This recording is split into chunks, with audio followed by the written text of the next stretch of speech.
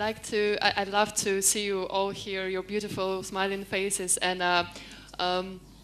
standing here means a lot to me, actually. I would like to say that it's an honor to share a stage with such distinguished speakers, and you guys, you have been a very supportive audience so far. And most important of all, our organizers. I mean, they have made an impossible job. It sure was hard as hell, so let's give a round of applause again to the guys. Okay, so we all know that our topic today is innovate, create, and motivate, but vice versa. So I'm going to speak today about an innovative approach in advertisement, which will hopefully create a healthier social environment and motivate women to be more, to accept themselves for who they are, to be more sure in themselves. Sorry. Being a marketing student, I had challenges. I was always asking the moral part of this profession as to, is it the right thing to advertise cigarettes and alcohol, or should we lie and exaggerate about our products to make a profit? But what occupied my thoughts the most is the question, what does it mean to be a woman in the culture? As you can see in the ad, the first one may look really silly, you know, and unrealistic, but the second one doesn't. And why? So, in order to explain that, I will go on and tell you about the roles that women most commonly play in advertisements. The first one, the weaker sex. If you believe in advertisements, women are made for cleaning, washing, cooking, worshipping their husband, and most importantly of all, taking care of themselves, like getting rid of bad smells, or constipation, or dandruff, or extra weight, like anything. So basically, a woman makes everything to make her man feel comfortable. And God forbid she's creating any inconvenience for him. No, no, no. So on the left... No, no, no, no.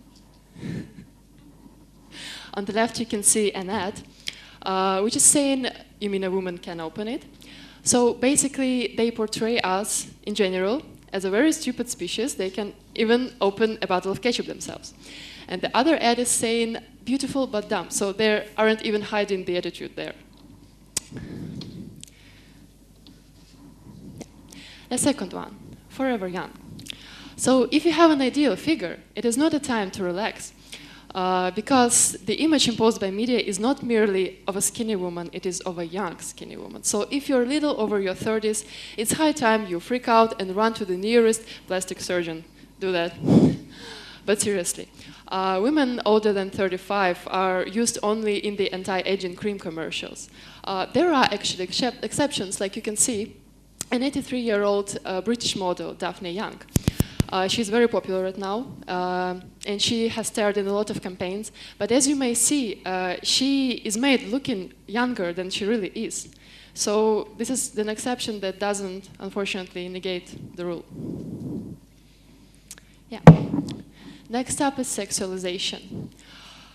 We all know that sex sells, this famous notion, right? And it still sells, but the problem is now the images are more graphic, more loud, more flashy.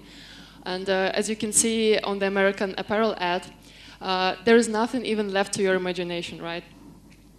And what is even more disturbing, that our kids are getting sexualized too, despite all the cases of sexual abuse. Next up is veiled brutality. So, men sure get objectified as well. Like they have a pressure of being tough, wealthy, successful, and manly in all ways, right? But it actually doesn't lead to violence. Men don't get harassed or beaten, whereas women do. And if we take a look at the ads on the left-hand side, we will see that we have an object there. Like object, when you talk about an object, it's easier to justify violence. You can see a stand there, or a cake. And if you break a stand or do some damage to a cake, nothing will happen, because it's a thing, it's replaceable. And this approach actually lessens the value of a human life. No. no. What is even more horrible that many brands are using ads starring the moments of harassment, of abuse, of murder, which is more. And actually, when we're seeing these ads, we're getting the message that abusing a woman is okay, it is normal, we can get away with that.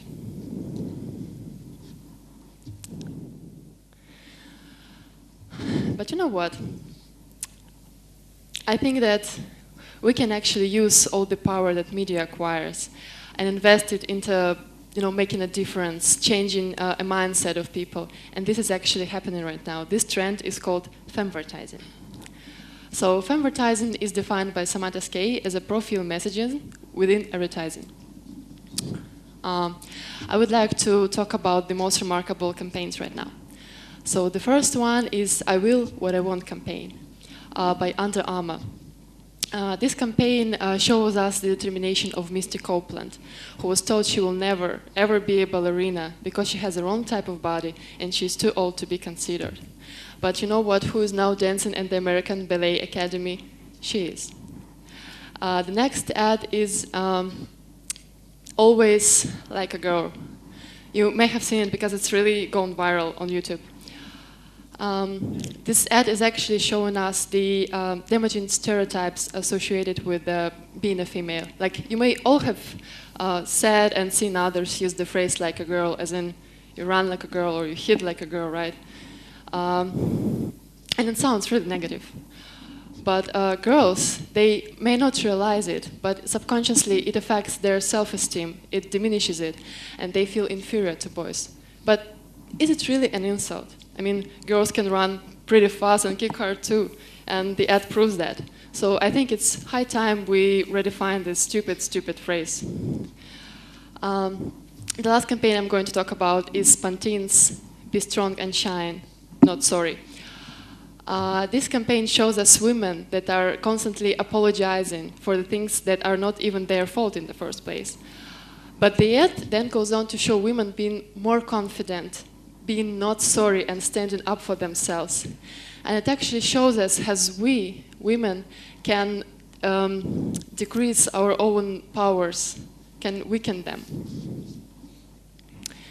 So to sum up my speech, I would like to say that there are a lot of brands that using this trending femvertising idea to jump on the bandwagon and make a lot of profit. But I think that regardless of their motivation, it is a very beautiful trend because for once, brands are actually contributing, empowering women rather than contributing to their insecurities. And I think that one day there will be no brands that will objectify and shame women. And there will be more brands like that who will build a bridge to respecting a woman and to portraying her in a more positive light. So I would like to say that you shouldn't forget that you are determined not by your looks, your social status, or your figure. It's what's inside that matters. And I don't mean your insides, they're important too, but I'm talking about your heart and your mind. They make you special, they make you unique, so please don't let the media bring you down and love yourself, you're beautiful.